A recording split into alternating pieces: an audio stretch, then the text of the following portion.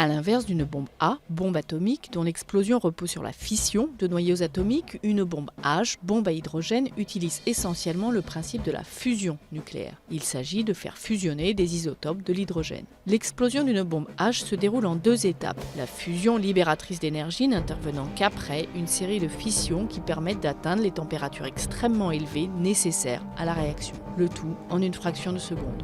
La bombe H ou bombe thermonucléaire libère une énergie similaire aux températures et aux pressions en œuvre au cœur du Soleil et considérablement plus importante que les bombes atomiques larguées en 1945 sur Hiroshima et Nagasaki par les Américains.